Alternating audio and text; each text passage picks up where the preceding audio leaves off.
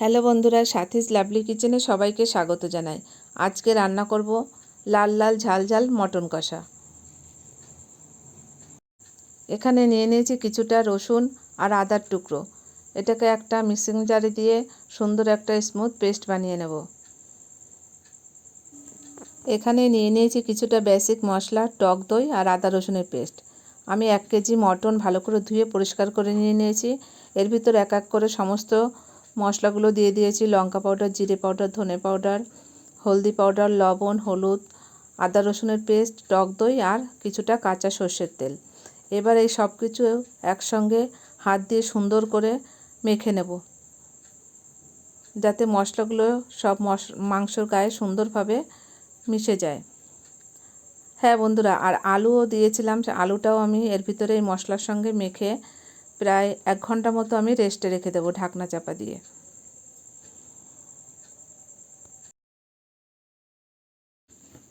আমার প্রায় 1 ঘন্টা হয়ে গেছে।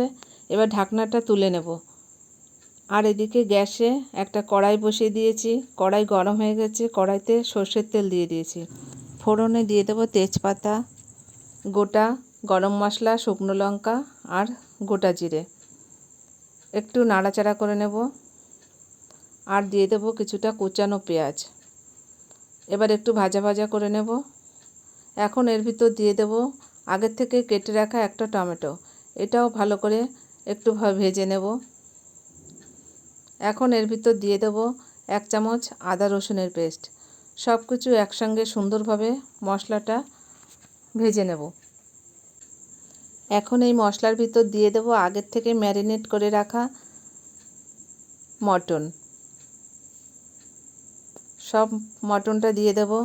দিয়ে এবার নাড়াচাড়া করে ঢাকনা চাপা দিয়ে দেব। আর বন্ধুরা, আমি মাঝে মাঝেই ঢাকনাটা তুলে প্রায় 1 ঘন্টা মতো সময় ধরে আমি মটনটা খুব সুন্দরভাবে কষে নিয়েছিলাম।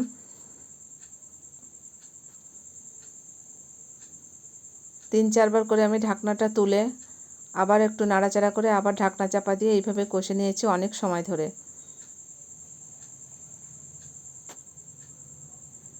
আমার মটনটা সুন্দরভাবে কষা হয়ে গেছে। এখন এই মটনের ভিতরে দিয়ে দেব মশলার বাটি ধোয়া অল্প জল। একটু নাড়াচাড়া করে এটাকে আমি প্রেসার কুকারে দিয়ে 2-3টে সিটি মেরে নেব। বা সিটিটা বসে গেছে, ঢাকনাটাও আমি খুলে দিয়েছি। এখন এর ভিতরে আমি দিয়ে দেব কিছুটা ঘি আর সবশেষে দিয়ে দেব গরম মশলা।